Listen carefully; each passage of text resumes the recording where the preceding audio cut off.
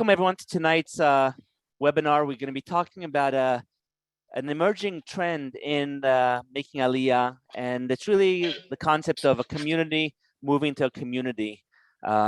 What I'd like to do is I'd like to first introduce you to everyone that's joining us tonight. So Risa Shapiro, who's part of the team here at Olim Advisors, then Menachem Levinsky, who's the head of mortgages at Mizrahi Bank, Avraham Levinsky, who is a real estate lawyer, and Paul Bloom, who works with us at Olim Advisors, who is setting up the event in Highland Park. We have people from around the world that have joined tonight, and everybody has their own dreams, their own plans, their own goals. And so what we really want to do is we want to share some information. We want to talk about a new initiative that we're focusing on. And then, of course, we'll have one-on-one conversations with everybody to really get a sense of what you're looking to do, how we can help you, and how we can help you accomplish your dream of making Aliyah. So just running through the agenda, I'm going to start just talking about Olim Advisors, who we are and what we're doing here and how we can help you. Then either Paul or myself will talk about the community concept. Risa is going to join, and there are a few questions that you should ask yourself, and questions that you should really think through as you're going through the project, as you're going through this process.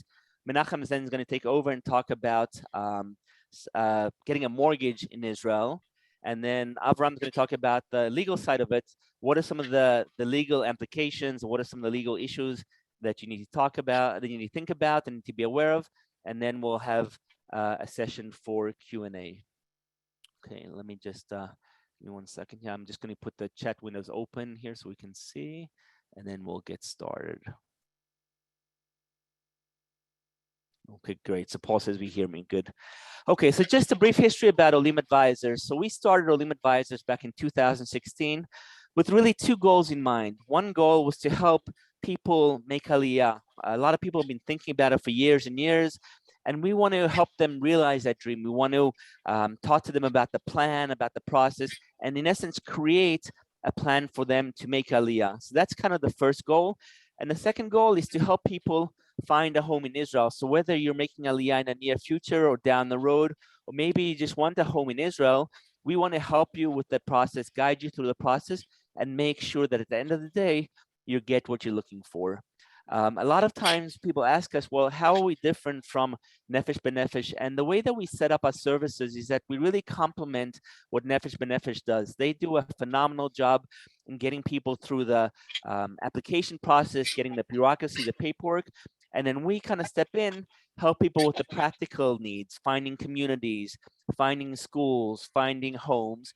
And then, of course, on an ongoing basis, once you're in Israel, a lot of people need that support because things in Israel are just different. They're in Hebrew, it's a different culture. And so that's where Olim Advisor comes in to really help you not just get to Israel, but also to adjust and acclimate to your new life in Israel.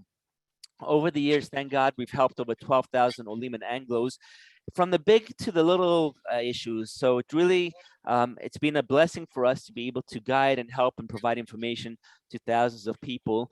And really what we focus on is providing an unparalleled level of personalized service. So this is not one size fits all, right? And that's an important point. Everyone has their own situation, their own needs. And so what we do is we work very closely with every family, with every individual to make sure that we understand what they need and then to guide them through the pre and post Aliyah experiences. So when it comes to finding a home in Israel, buying a home in Israel is very different, or the process is very different from the US, UK, Australia, South Africa, wherever you might be from. And so what we do is we actually guide you through the process, explain to you from the beginning, from the first stage, all the way to the closing of the transaction and everything in between. We're kind of like the case manager that sits on top and makes sure that everything goes smoothly. And the second thing is that we connect you with a network of real estate professionals. So whether it's somebody like Menachem or Avraham, or if you want to talk to a realtor, we have a network of professionals that we have vetted, that we have carefully chosen, that you can work with and make sure that you're working with the right people. And the bottom line is that the company that we built up over time and their reputation is very different from the typical real estate companies. And that's an important point because there's no conflict of interest, and what I mean is that if, for example, you want to buy a home in Netanya, you want to buy, or you want to buy an apartment in Jerusalem, our point and our goal is really to focus on our clients and to protect the needs of our clients. So if you look at the reputation and the services that we provide, it's important that you realize that we're very different from the real estate companies. And we help people buy a home in a very unique and a very different way. And as I mentioned, we have a team of professionals that will cater to all of your needs, all of the transactional needs, and all your Aliyah needs. So let's start off by talking about the Aliyah process. And there's so many details that go into it, and we could spend hours just talking about that. But I wanted to just share with you a few points so that you can keep in mind as you plan your Aliyah and think about it. So the first thing is planning ahead of time, right? And that's a really important point. We talked to a lot of people who are saying, look, I'm making Aliyah in 2 years, 3 years. It's never too early to plan. And what you need to keep in mind is that most of our clients start about a year ahead of time. So when they are thinking about planning, they'll say, okay, Rafi, I'm thinking about coming in the summer of 2023. And there's a lot that we can do in that year. So make sure that you plan way in advance, because it will help you manage this process and get through this process in a much more manageable and less stressful way. The second thing is you need to really break down the process into pre and post. And what I mean by that is that you have the pre-Aliyah decisions, the big decisions like what community are you going to move to? What schools are you going to send your kids to? How are you going to find a home? What are you going to ship?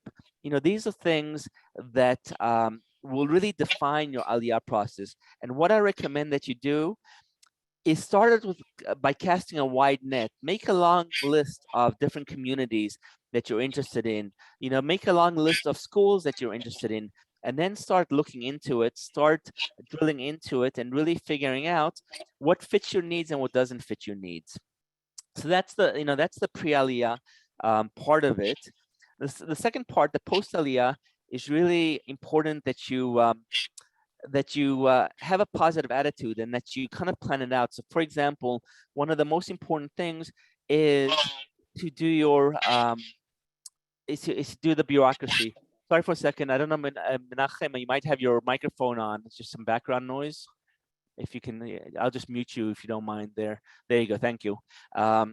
So with the post-Aliyah, it's really adjusting to the life that you've envisioned, and whether it's working, whether it's being with your kids and advocating for your kids in schools, or it's looking for a job, or it's dealing with the bureaucracy, you really want to make sure that you do two things. First of all, that you're actively involved in this process, right? So whether it's with your kids or other issues that come up, you want to make sure that you're not just putting it aside and for another day. You want to make sure that you're taking care of things, and especially with the bureaucracy, that's one area where we help a lot. Is you want to get all the bureaucracy out of the way. So whether it's getting your Zehut, taking care of the bank, getting your driver's license, all of those things are important to take care of as soon as possible, because then that becomes your foundation for life, right? For your new life in Israel. And then you start adjusting to life in Israel. And, for example, taking Ulpan is something that we strongly recommend.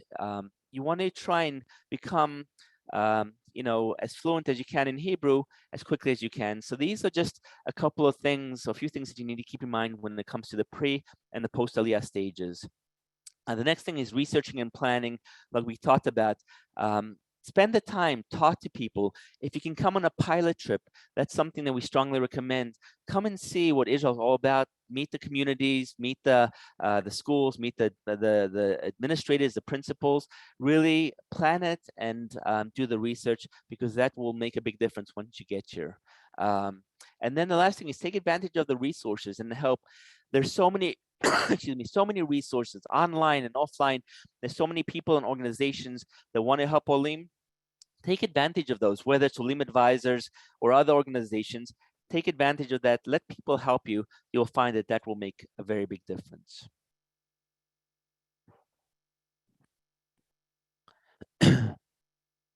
when it comes to helping, sorry, we talked about this. Okay, so now we're talking about the community to community concept. Something that Paul, who is involved in leading this, did very successfully about 20 years. What he wanted to do is he wanted to move to Israel with his friends and family, right? So a lot of times when people make Aliyah, they move to a city and they feel kind of left out. And so what a lot of people want to do is they want to go ahead and move with their friends. And so that's what Paul did about 30 years ago. He got together with people in Highland Park, New Jersey, and some neighboring communities, and he said, "Okay, well, let's see what's our goal." The goal was to move together down the road. And so what they did is that they brought different professionals, whether it was a banker, developers, and they started going through the research together. And they started looking at different communities in Israel and finding different projects that were appropriate for them based on their location and budget. They had about 120, 130 people who initially joined this, who expressed interest.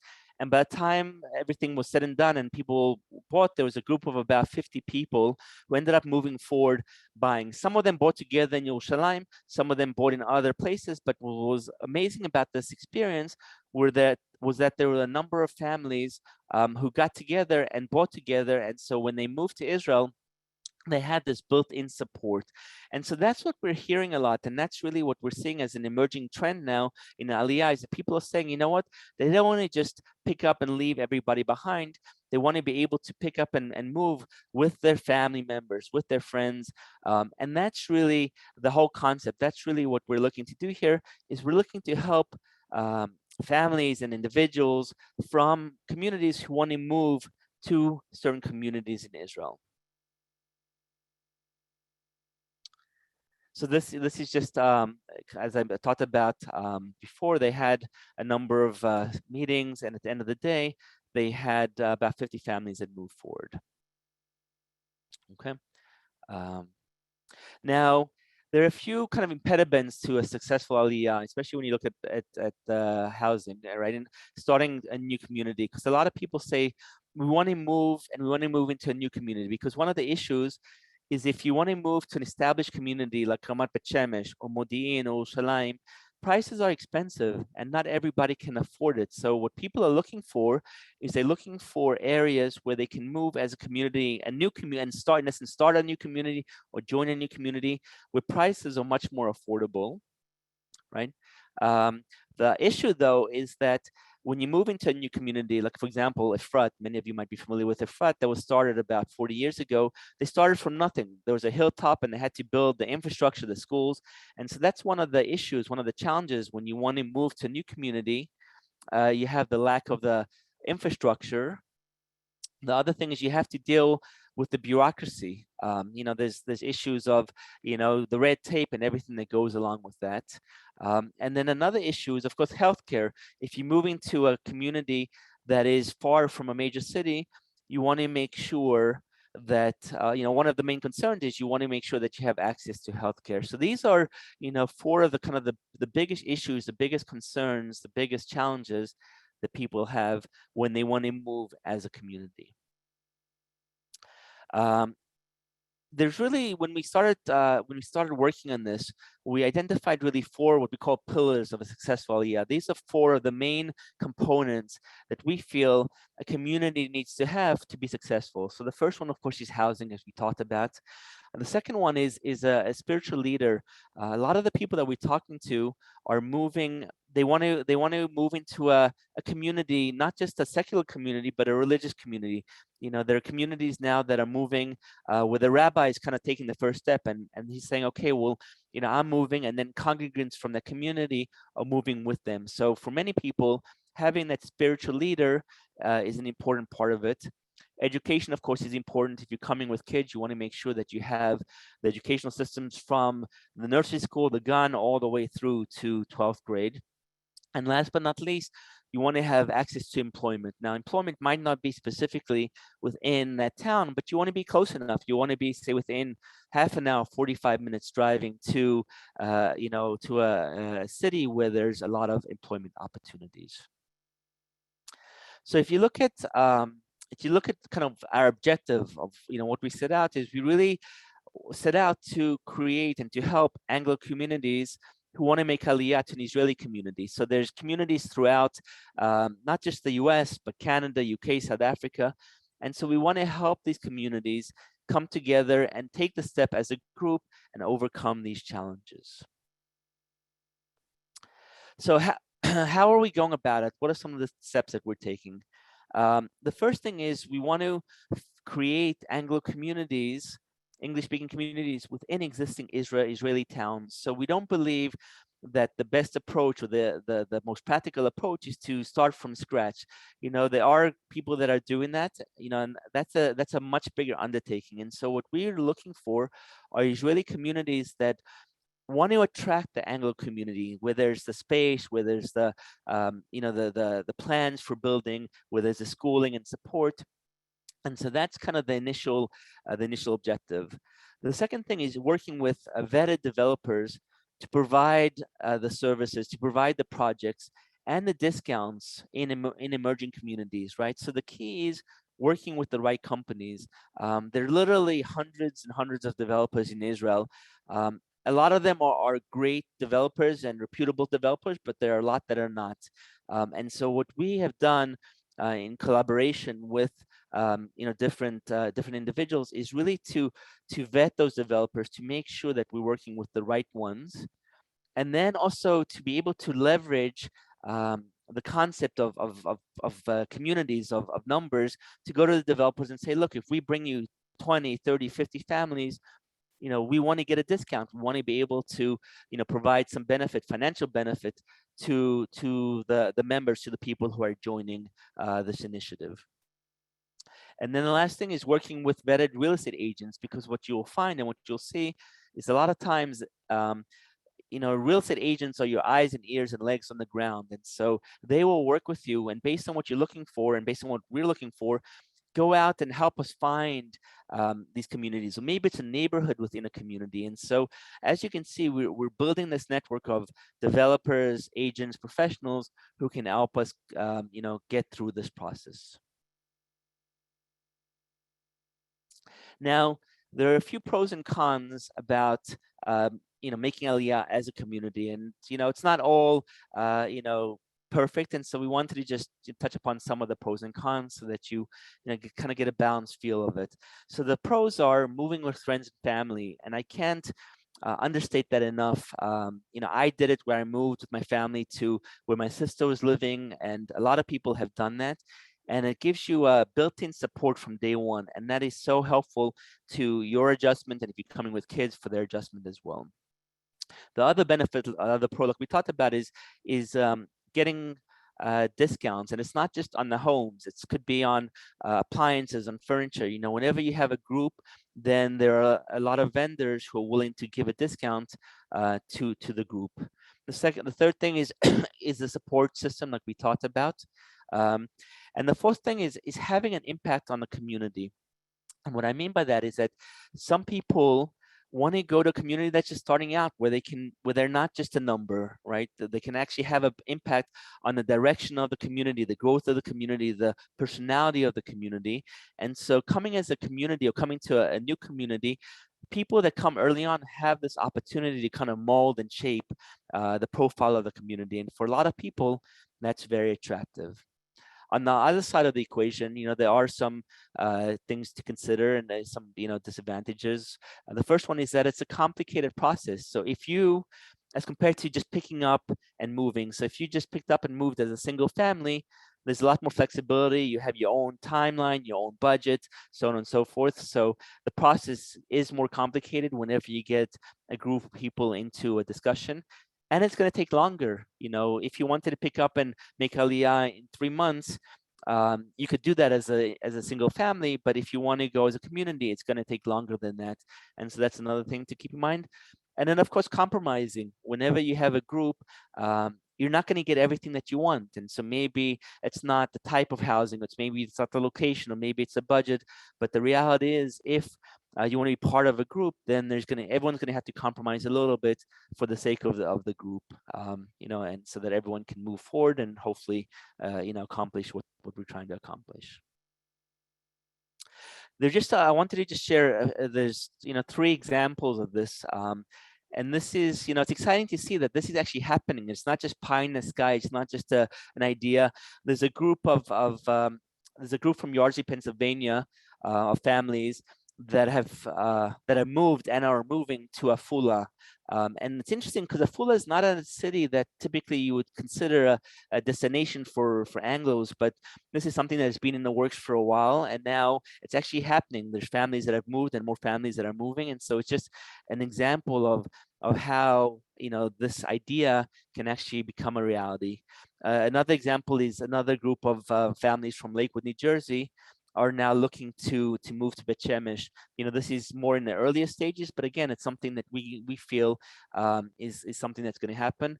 And the third example is a few families from Deal, New Jersey, who wanted to move to Netanya, and they actually ended up buying a building for this group of people. And so, these are just some examples of programs that are happening, and we believe that we can be part of this initiative, part of this wave, and really together with you figure out where we want to move, what areas, what communities we want to focus on. So these are just a few of the communities, and what I want to just point here these are communities where there's projects that we believe are suitable, and these are communities and projects where we feel that they could be a destination. And what's interesting about this list is you have some of the typical obvious destinations like Jerusalem, Tel Aviv, Bet Shemesh, Ra'anana, Modi'in, Netanya, but then you have cities on here that a lot of people haven't even considered, like Ashdod, Harish, Beersheba, Afula that I mentioned, Hadera. And so it's just interesting for you to realize, important that you realize that there's opportunities in these new emerging cities that already are starting to build the infrastructure in the schools, and or have the resources to encourage Anglos to move to the cities. And so, like I said before, we're casting really a wide net at this point, looking at all the options, and then we're going to start narrowing it down once we get feedback from you and other people who are interested, once we continue to look at the different developers and projects. But as you can see, this is a pretty wide list, and there's a lot of opportunities here.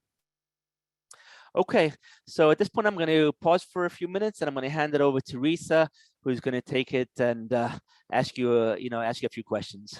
Okay, nice to take it over a little bit. So this list of questions actually was developed through talking to potential Olim. And I'll just say before we go into it that it's, Aliyah is a wonderful experience, and it can be a very stressful experience at times. And, Rafi really touched on many of the points that will strengthen you. And from a position of strength, I think is always the best to make changes in one's life. And these questions really get you thinking about where you're coming from and how strong you are. So do you want to make Aliyah? And analyzing in your head, why exactly? What's your image? What's your dream? Is it an investment for the future? Do you want to buy with a group of friends, relatives, people with common interests? And we touched on how supportive that can be. And when do you want to purchase your dream home, or even if it's a first step towards your dream home? Your timeline might not be exactly the same as others in the group, your community, your relatives, so you have to really analyze it. Many times there's things to take into consideration, the ages of your children, where you are in your station in life, and your work progress. And then there's the big question, and this is what we've been talking so much about, is where do you see yourself living? When you wake up in the morning and go outside, are you looking at the beach? Are you looking at a metropolitan area? Where do you see yourself? Where do you see yourself wanting to purchase that home? It's a big investment, and you have to really look forward towards that. Buying in a new development, and Rafi touched on that, how there are many pros and cons, and shaping it in the way you foresee it. You know, when you come from a position of power, so to speak, a group has power to influence the community, the city, what services will be available in the local matnas, which is the community center. And so, you know, when you're a group, it's very different than being a lone soldier. And if yes, do you have someone who's looking out for your best interests? I can say that I've heard from many Olim that having Olim advisors as the feet on the ground, so to speak, has really been very helpful to them, because we're looking out for you. And if it's not us, it's your family or friends that may be here before you, but sort of having that advocate that's gets you and knows what you need in for your future and what will help you progress is very important, because it's hard to project that all by yourself sometimes. Would you want a personal advisor to help you with these decisions? And again, that's bouncing it off as many people as you can. People come before you as Olim. So if you make a pilot trip and you would like to organize that time very effectively, speaking to Olim that are half a step ahead of you could be invaluable. Next slide. So we talked about the impact on the community. You know, we're all coming from different backgrounds and experiences, and never underestimate the power that you can have on shaping for future generations, because sometimes you can bring something from America, from wherever you are, UK or South Africa, that it just has an impressionable effect on the community's growth and future generations. If your community does not have enough people to create their own community, do you want to be connected with another community of similar interests? And what does that really mean? There might be a community coming from South Africa, and you might say, well, you know, I really want to live there, but I don't know if I have so much in common with them. Well, you have to think about that, because not only are you merging into Israel, which is in and of itself its own culture and language, but then you go into a community that maybe Olim are coming from different neighborhoods and backgrounds and religious observance and many, many different things. So it's a big melting pot here. You know, and that's kind of very exciting to be sometimes living in a community that has so many different colors of the rainbow in all regards. And it's an eye opener, because we're all Jews and we're all coming home. So these are some of the questions that I think you can analyze yourself, and they're really a point of strength. Thank you, Risa. And I just wanted to add to that also, as you can see, we're still in the very initial stages of this process. And so as you kind of get a sense of what you're looking for, we encourage you to be in touch with us and be actively involved in this process. You know, we've done a lot of work and we've taken quite a few steps moving forward, but at this point, we haven't settled on anything yet. And so, you know, as you ask yourself these questions and as you really get a clear understanding of what you're looking to do, be involved, be in touch, you know, work with us to kind of drive this forward and you know, help us decide where we want to go and what we want this to look like. Okay, at this point, I'm going to hand it over to Menachem Levinsky, who's the head of mortgages for foreign residents at Mizrahi Bank. Menachem, it's all yours. Shalom to everybody. First, shalom to Risa. Risa, shalom. Ma shlomech? I didn't know you are with now Olim advisors. Good to have you. Thank you. We go back a long way. Yeah, we go back long. I asked you who is Risa, and all of a sudden, Rafi, I found out I saw her in the. Now you know. I'm from Bank Mizrahi. I'd like to apologize to all of you who are listening to me. First of all, my name is not Hani Levinsky. Hani is my wife, and I'm using her Zoom. My name is Menachem Levinsky from Bank Mizrahi, Tefahot. Second, listen to me carefully. In the last 2 years, I almost not speaking Hebrew. I forgot my Hebrew. I'm speaking English. You cannot believe how many people refer to me and coming to me specifically from the United States. And they can, you know, you will get my telephone number and contact details later, and you can ask me a question like that. But why I would like to apologize, because from one side, I'm not speaking Hebrew, but my English is not like Risa and Rafi and these people, those people who are speaking English much better than me. Okay, I'm in this business in Bank Mizrahi Tefahot in the last 30 years. And I would like to go over in general, what is a process, what is the difference between new immigrants and the foreign residents, what you can get, what is a process, and let's start. A foreign resident, while you're living in the state and you don't have Israeli ID, only passport, you can get, we can consider finance you up to 50%. Whenever you become to be Olim Chadashim, new immigrant, and you would like to purchase a property in Israel, then for the first property, you can get up to 75%. So you see the difference. If you have Israeli ID number, for only one property, you can get financing up to 75%. Of course, after you will be fulfilling all the requirements of Bank of Israel, Central Bank of Israel. If you still foreign resident, you live in the state and you don't have ID number, you can get only up to 50%. Many people ask me, what about people who has, American passport, also Israeli ID, and they live in the state? The answer is, if you have Israeli ID number, even you live abroad, you can get up to, you can consider finance you up to 75%. I'd like to emphasize it for you to understand. Second, if you know immigrant or regular Israeli, you can get your loan. You need to have at least 1/3 of the loan. This is by law in Israel on a fixed interest rate. It is not question. I cannot tell you less or more. This is it. 2/3 of the loan can be variable rate, fixed rate, combination, whatever. But as Israeli, no immigrant consider Israeli, you should have 1/3 fixed rate, and the other 2/3 can be variable, whatever, fixed, whatever. Foreign resident can have all their loan on a fixed or variable, all the loan. Let's say if somebody, we consider or we approve to him $1 million, 1 million shekel or $1 million. As a foreign resident, he can get all of it on variable rate if he prefers, and I'll tell you in a second why it's important.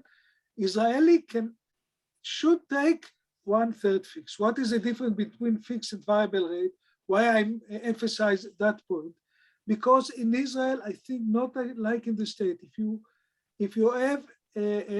you get a fixed rate interest, loan in fixed rate, if you'd like to prepay early, you will have penalty. Remember this. It is not like what you hear in the state, what you have in the state. In Israel, if you'd like to prepay early fixed rate, you may have penalty. About variable rate, if you give a notice of 30 days before, in advance, you have no penalty. Therefore, I emphasize to tell you that Israeli or no immigrant should take no other way at least 1/3 fixed rate, and if they would like during the period of time, and I'll talk about that in a second, if they would like to prepay early, the fixed rate might be a penalty, a big penalty, and you can ask me privately what I mean by that, how much it will be. While a foreign resident by law can take all their loan on a variable rate, so whenever they would like to prepay early, no penalty. No immigrant can get the loan only in Israeli shekel. There is no any other methods to take it, while foreign resident can take it in dollar or in euro if you are in Europe, dollar or euro. We don't have other currencies, but these are the two major currencies that we have on variable rate. Again, if you'd like during the time of the loan to prepay early, no penalty, just give a notice of 30 days. One item that is not mentioned it on the slide is a length of the loan. In Israel, you can have a loan up to 30 years. Remember 30 years, but up to the age of 80. I believe, I don't see any one of you, but I believe most of you are younger than me, and you can have your loan for 30 years. but somebody who is 65, 70, 75 can have the loan up to the age of 80. We ask also life insurance in the amount of the loan assigned to the bank, and property insurance, to assign to the bank on, if something happened to the property like earthquake, pipes broke, whatsoever. Let's go to the next item. Rafi, go to the third one, then go to the second one. Go another, okay. Okay, as I told you at the beginning, I'm doing it in the last 30 years. And I believe that in the last few years, I'm doing it better than before. And always, you can do better, but what I mean better, because when somebody from abroad is coming to me and this is what I'm doing, I'm not just giving him a proven principle. I'm taking care with the Rafi and the Avraham, the lawyer, and the Paul, if he's involved. We take care of everything. And what is everything? First of all, we give him, we are willing to send to each one of you application form. You fill it. We can give you a proven principle. But this is not all the process. Second, we are willing to check in the bank the legal issues of any property you give us. We ask some question, we get some documents, and we can tell you from the bank, it doesn't cost anything.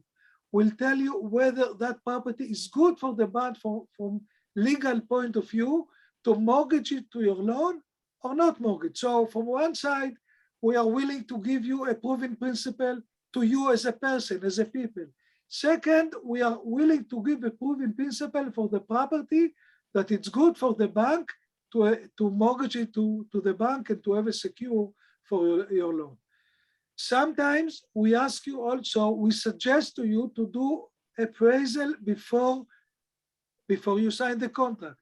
Somebody who buying a regular apartment in an apartment building, it's less important, but if somebody is buying, or if somebody buying in a project, we don't ask him at all to do appraisal. But if somebody buying a house in Yerushalayim, with the prices 10 million or more, we suggested him to do appraisal and to find out what is the value, what about the licensing from the city, whether everything was built according to the license, and so on. One more important, very important, is to open an account before you do anything, before you go ahead. Why to open an account? First, to send your initial money. Let's say we approve to you 50% or 25% for Israeli people who have an Israeli ID. You need to wire your initial money to account that we will help you to open. Why it's important? Because today to wire money from one country to another country, even from the United States to Israel, it is not an easy job. There is a lot of paperwork, and we would like you to sleep at night. The way how to open an account, if you're not coming to Israel, it is done by power of attorney. We know how to do it, and Avraham can talk about that a little bit later, how we're doing it, but it is important for us to do it, for you to do it. And finally, after you got a proven principle for yourself, a proven principle to the property, you did appraisal, you open an account, you send your initial money, everything is in order, you can sign the contract, then we put a lien on the property, and after we put a lien on the property, you can get the loan. So as you see, it's a package. It's not just to give you a proven principle and then go to play around to see what's going on. You will get from us, from Bank Mizrahi, not just from me, from all the team that are working for me, all these points that I just mentioned. I go to the previous one just to show. What is checking? So in order, as I told you before, in order to get a proven principle, we're willing to send you application form. The application form is in English because, as I told you before, I'm rarely speaking anymore, and everything is in English. We ask you to fill the form and to send us back passport and additional ID, like driver license. If you have an Israeli passport or Israeli ID to that Zehut, it is enough. Last 3 months of salary statement, if somebody is working and getting salaries. For those who are not by salary, we explain them how to do it separately. We asked to get the last 3 months of bank statement, personal bank statement, tax declaration for the past 2 years. And now you see, if somebody is applying today, we ask him to send to us tax return 1040 for 2019, 2020, and last 3 months of pay slips for 2021, plus last 3 months of bank statement. And also we would like to get credit report and score. We have it in Israel, you have it in the state, and we get it for everybody. With that, we can evaluate your request and we'll give you, B'ezrat Hashem, a full principle as a first step of buying properties in Israel. This is in summary what I can tell you now, and I return to Rafi. Thank you, Menachem. Thank you very much. Before we switch over to Avraham, I just wanted to mention to everybody here that we will do a Q&A session at the end of the webinar, and so you can go ahead and type your questions into the chat window or to the Q&A window, and then we'll go through and we'll get to as many as we can at the end of the webinar. So thank you very much, Menachem. And now, Avraham, I'm going to hand it over to you. Thank you, Rafi. Thank you, everybody, for coming here today to listen to this webinar. And I myself very, very happy. And I every week or every 2 weeks, I'm in Zoom and see so many people, as Menachem said, that interested in coming. And it's really excited, and it's really something that we will be more than happy to assist. Menachem and Rafi, tell me if it's not loud enough. That's fine. I can hear perfectly. Thank you. Okay, thank you very much. Just to say that Avraham is my son. He's working as a real estate lawyer, and he's doing wonderful, not just because he's my son, because he's doing wonderful. I can vouch for that as well. Avraham has helped a number of our clients, and it's been great. Thank you all. Thank you very much. So first of all, I said, very excited to be here, and I will speak not more than 5 minutes because I find it much more fruitful for any questions at the end, if someone will have. And for now, I can just give you very, very briefly what we're trying to do here and what I myself trying to do. So first of all, as I said, my name is Avraham Levinsky. I have a law office that designated 99% only for overseas clients and for overseas residents that want to buy and to do businesses here in Israel. That means that the office is designated for people from London, from South Africa, from USA, from New York, from Switzerland, the Netherlands. We have from all over, really, literally. And that's our aim is that everyone from you that will want to purchase will be totally assisted by us and will not need to do anything. It means from the day that he found a property, and even before, until the day he get a possession and he get the keys, he doesn't need to take care of anything, and he's completely relaxed until he get the keys. And we assist with all the stages, which mean, for example, the checking the contract, the due diligence of the property and the seller, the mortgage, the pledging the house, to sign the contract on your behalf because you are in New York. Okay, most of you in America, and you cannot sign anything here legally. You need someone to come and to step over and to sign on all the documents on your behalf, and many things that need to be taken care of. So this is our aim, and this is what we try to do. Baruch Hashem, with success. So I will say, I will start with just want to see if this is here. Okay, Rafi, if you can, exactly. 2 main options of purchasing in Israel. When someone is sitting there or here, doesn't matter where, we have 2 options in the market. Option number 1 is to purchase as a first hand, which means to go to a contractor and to buy from a contractor. In this kind of thing, when you go to a seller, which is a contractor, which is a company that build the property, there is advantages. There are advantages for sure. For example, as we wrote, it's easy, it's smooth, which means there's no a strong negotiation as a second hand, because we are not dealing with someone which is a private person. We're dealing with a company, which is sometimes very, very big. And therefore, there are very good advantages. Also, there are guarantees. Most of the times, this is something that's very, very important. And I want you to remember that and take it with you home. When you purchase from a contractor, most of the times your money is guaranteed by a bank guarantee, which means that every payment you do for a contractor is promised and guaranteed by the bank guarantees, which mean independent bank guarantees. So let's take an example. If the contractor will be collapsing, you have the bank that will give you the money back, which mean from a first-hand transaction, very, very, very important, very good advantages.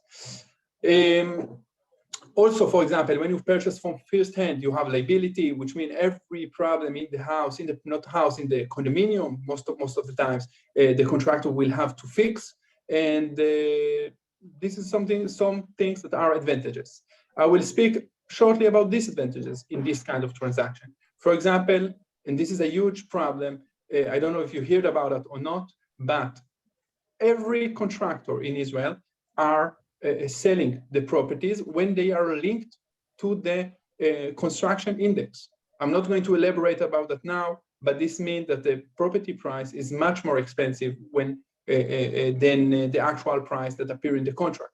So as we saw from first-hand transaction, there are advantages and disadvantages, and this is one way of transaction that's very much common in Israel. Another way, which is also common, which is second-hand purchase. It means someone, I will go to Menachem, I will go to Rafi, I will tell them, please sell me your house. And in this kind of transaction, there is much more room for negotiation. There are much less strong guarantees and promising of the money, even though there are for sure, because legally we will be protected all the time, but not as strong as first-hand transaction. We have much more flexibility in schedule of payment. Most of the times when we speak with private person, we can discuss about that. So this kind of transaction is also very common. And every one of you, when we come to purchase, we need to ask himself what kind of property and transaction will he want to be involved in. Both of them good.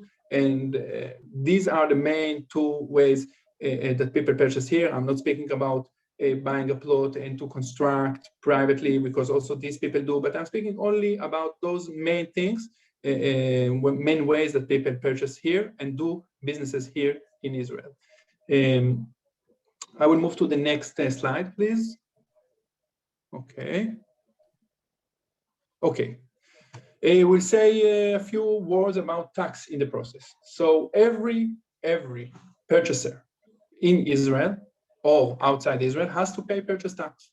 That means that we have some ways, and I will say very generally, some ways to calculate the tax. For example, if someone is Israeli, might and has no other property, might need to pay zero tax, even though he need to go over the process and need to get the confirmation from the purchase tax, but maybe the purchase tax will be very, very minimal. But I'm speaking about you, and when someone is living abroad, his purchase tax going to be very, very high, and it just was upgraded to 8% from the first shekel. It's mean, let's take an easy example. If you're buying property in 1 million shekel, you will pay 80,000 shekel as a purchase tax, which is 8%. This was upgraded. This is not the right term. I mean, this was raised. Increased, yeah. Raised. Sorry, what did you say, Rafi? Increased or raised, yeah. Increased, exactly. This was increased by the government because the real estate market here is completely in craziness, and people just buying like craziness, and everyone from the participant here will be able to speak and to tell you about that. And the government tried a bit to reduce and to take down the market, which is just crazy. So this is the purchase price. Now, any one of you, because we are speaking about Olim advisor, so any one of you which will do Aliyah will be maybe entitled to get most of the purchase tax back. I'm not going now to elaborate how, but there are ways to get it back, and it needs to be examined very deeply but you can be very much positive. You just need to set the schedule of timing when you purchase, when you sign, etc. But this is a possibility.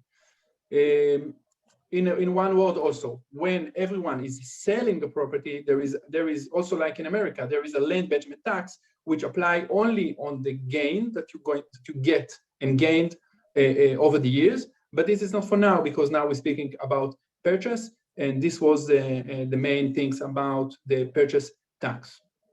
We can go over the next slide. Due diligence.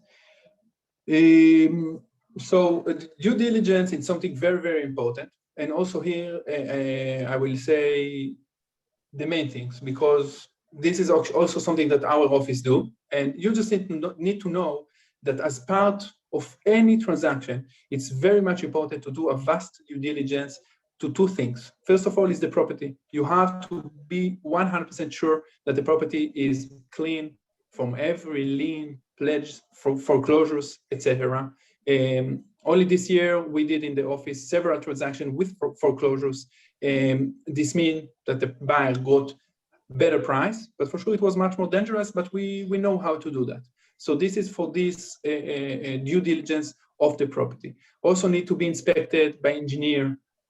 Very much recommended to see that there are no any water damages in the property, either if it is a condominium or if it is a house. So that's kind of due diligence very much important.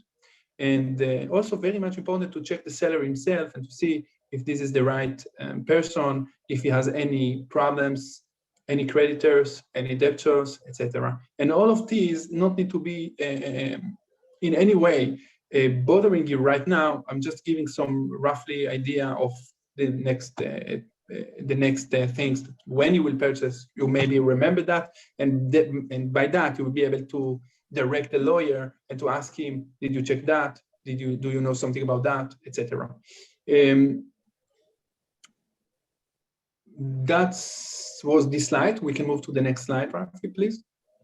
Okay, I will sum up and let you know and take home three things, because, and these are actually very much important right now. This is not for the future. This is very much important right now, because you are abroad, because all of you not here. You need to remember those 3 points which I give you a take home. First of all, you have to sign in Israel only after your money is in Israel, which means what our office is very much strict about. We're not signing a contract before the equity is here, sitting and ready, because the regulations, it's not a Bitcoin today. It's very much complicated to transfer funds from America, doesn't matter from where. It can take 2, 3, 4 weeks, sometimes 1 week. But this is the first point. Never sign a contract before the equity is ready here in Israel. This is number one.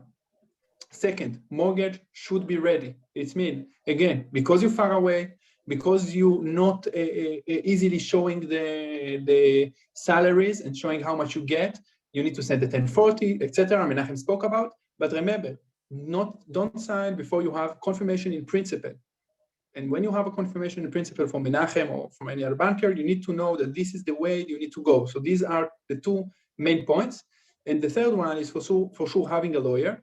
And I wish you all very much good luck, and it's really a pleasure to speak with you and to be part of this webinar, which really happy and hope you will take something home from that. Thank you, Avraham. Thank you very much. So I just want to sum up, and then we're going to just go over, we'll open up for questions. There's really 3 points that you want to keep in mind. First of all, if you have the financial means and if you have the desire to buy a home in Israel or to rent, and we got some questions about renting as well, and I want to clarify that we want to help everybody who wants to have a home in Israel, whether it's to buy or whether to rent. And many of the communities, many of the projects that we're looking at have both options. So this is the focus of this has been on buying a home, because that's that's what people are looking to do, and it's a much more involved process. But if you're looking to rent initially, or if you want to rent for a period of time, then there are many opportunities and there's lots of support. And in essence, that's something that you need to keep in mind. and what we're focusing on is how do we find the best environment, whether it's from a financial point of view, whether it's from a cultural point of view, or just overall support. But there are a lot of options, and we're very encouraged by the different communities and projects and companies and people we're working with.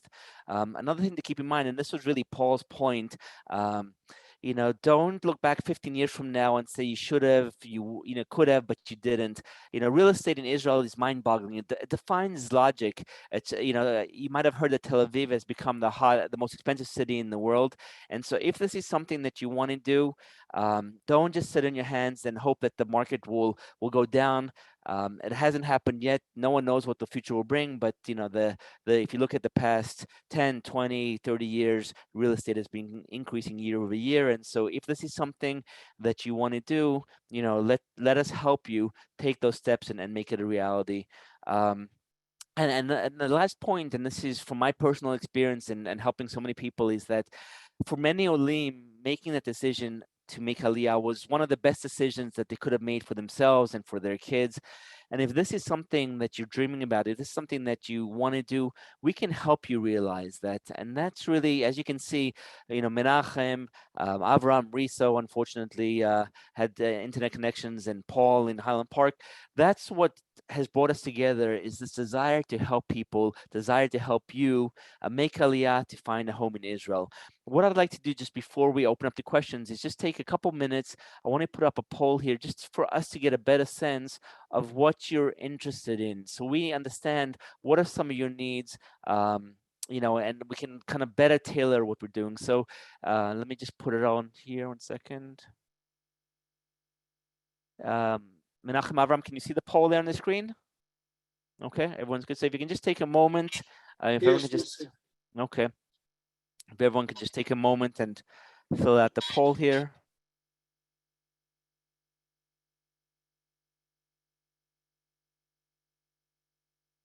Are people able to put in answers? Avraham and Menachem, can you try and, okay, I see now the answers are coming through. I just want to make sure that it wasn't, we weren't having any technical issues with the poll, but we'll just take a couple of minutes, give everyone a chance just to give us a little bit more information. Not. What was that, Avraham?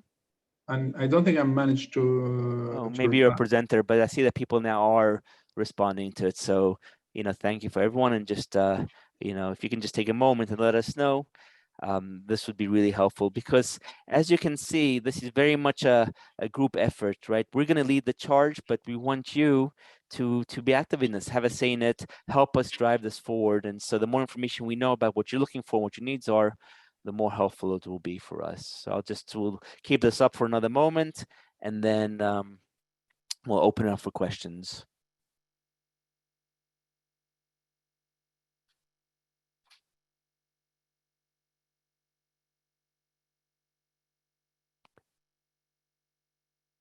Great. All right. Well, thank you, everyone. And, we're going to reach out to you, and we'll be in touch with you, and we'll be able to continue these conversations on a one-on-one basis.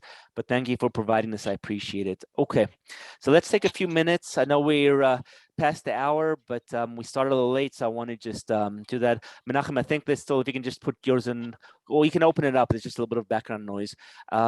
So one of the questions here that I have is, Menachem, you talked about this. If somebody is making Aliyah, let's say in 6 months from now, do you recommend that they open up a bank account as a foreign resident and then convert it to an Israeli bank account once they're here? What do you recommend the process? Yes, to open an account now and then to convert it to Israeli. Yes, to start the process now. The process is long. To open an account takes time. To wire money takes time. Open it as a foreign people, and then when you move here, we change, from passport from foreign people to Israeli citizens. Okay, excellent. Simple. We do it a lot. Okay, great. Avraham, there's a few questions here about people who want to rent. Can you just talk about how you help people who want to rent an apartment? Okay, rent is also very much a good solution if you don't know yet where you're going to buy, and you want to start to feel the area, and you want to start to feel Israel, and you're coming from overseas. So this is very important. Rent is not as complicated for sure as a purchase in the end of the day, but still we need to do a contract of rent, and we need to be sure that you are protected, and we need to be sure that you are, as a tenant, not going to be labeled for things that you don't need to be labeled to, and we need to be sure that you not charge too much and you not give too much big guarantees, etc. There are many things to be checked. Again, we also take care of that in the office.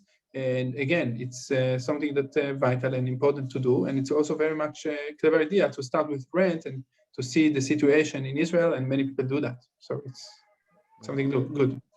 Great. People ask for the contact information, so let me flip to the slides here so everyone has the contact information as we go through this. And also, we will send out an email with a recording. So if you missed any part of it, we will send an email within the next couple of days, so everyone will have a recording of the webinar as well. We got a few questions about Rehovot and whether or not that's also a consideration. Rehovot's interesting because it's definitely seen an increase in Anglos who are moving to Rehovot.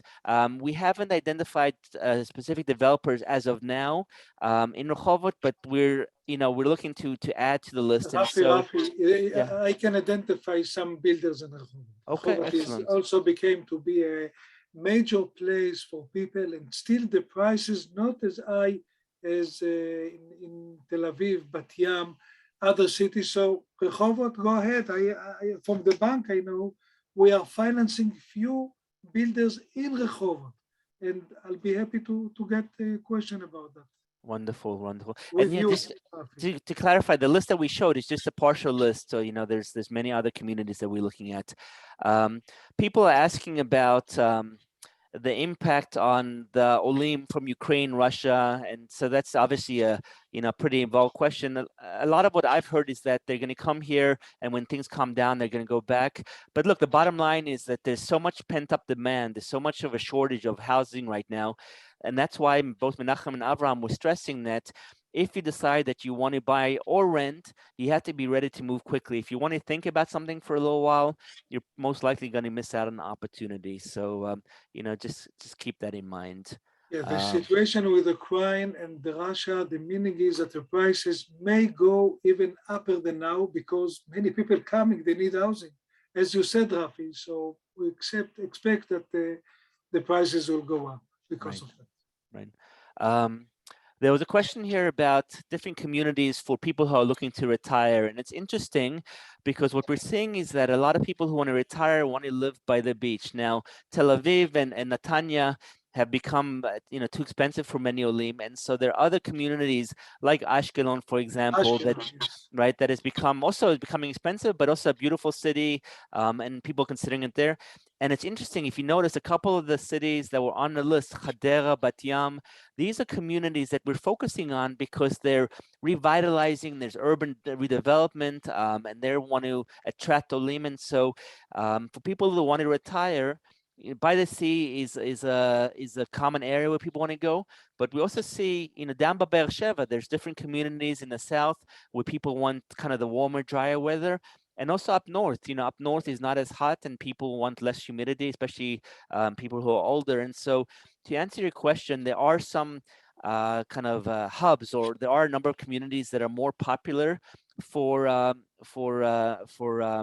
elder people, but we've seen people that are going really throughout the country, and especially since they don't have to rely on schools, and many of them are retired, it gives you this flexibility that a lot of families don't have, where you could literally move into a new community and not have to worry about having the schooling and having the employment. And so there's an interesting kind of movement amongst the older generation as well. Rafi, Ashkelon still, the prices are not like in Netanya. So, and it's a big Anglo community, Ashkelon next to the sea. So you can take advantage. I know the people there, like I know in any other cities, and you can speak to me or to Rafi, and we'll give you the information. Absolutely. And I see some questions here about specific budgets, and I think, this is probably not the best time or place to get into it. We're happy to talk to you about your situation kind of on a one-on-one basis here. Somebody was asking about the different services that Olim Advisor provides and the cost, and it really ranges. We have 8-9 different services and different different things that we do, and so the fees range, depending on what you need.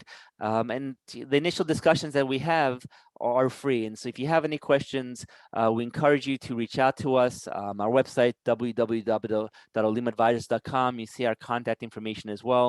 I know that we will all be more than happy to talk to you and then really determine what your needs are. And then at that point, we can let you know what the fees are. Okay, let's just see if there's any other questions here that are coming up here. Okay.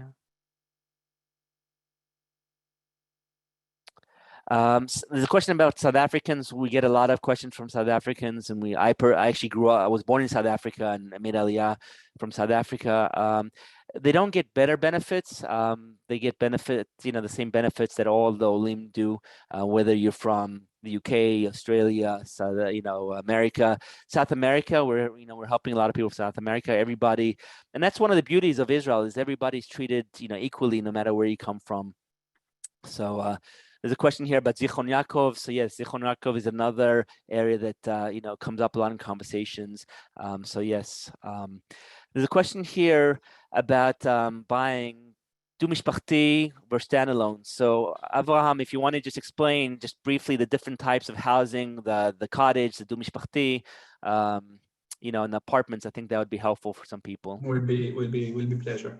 So in Israel, actually, we have many ways of many options of houses, and start from private house that stand of 500 square meters or even 1,000 square meters sometimes, until a condominium, and you have maybe one house without any attached house to it, and sometimes you have a duplex, like two houses with a shared wall. Sometimes you have even four houses with shared walls between them. For example, one and one. So we have many options, and again, everything is point of pricing and point of location and point of what you look for, and there is no good and bad. That's what you have and where you want to do and what you want to do. So everything is good. Eskem Shituf, it's important. If you buy a house or cottage or whatever, you need to have agreement between the people on the same plot that your property is identified specifically. We do it, but if you ask Rafi what is important, this is important. Right. I agree. Okay, so I think we've answered most of the questions. I apologize for those of you that have questions that we didn't get to. We can just, they're a little bit more detailed. Again, I want to thank everyone that joined. Avraham, Menachem, Risa, Paul, who's in New Jersey. Unfortunately, we had technical issues with him, so he's listening but not presenting. But thank you, Paul, for leading this initiative and getting this going. We appreciate it. And we really invite you to reach out to us, and we want to encourage you to keep on this journey that you're going on. And if there's anything that we can do to help you, please let us know, and we will be sending out the recording soon. And please God, we'll be in touch with you, and please God, together we can help bring people to Israel and help you find a home. So thank you, everyone. Have a good week. Stay healthy, be well, and we'll be in touch with you soon. Be well. Rafi, toda rabba on the opportunity. You did a wonderful job. Thank you. I appreciate you. Very expertise and good. And B'ezrat Hashem, we'll see results, all of us, and especially the people which listening to us. Amen. Take care, everyone. Be well. Bye-bye. Bye.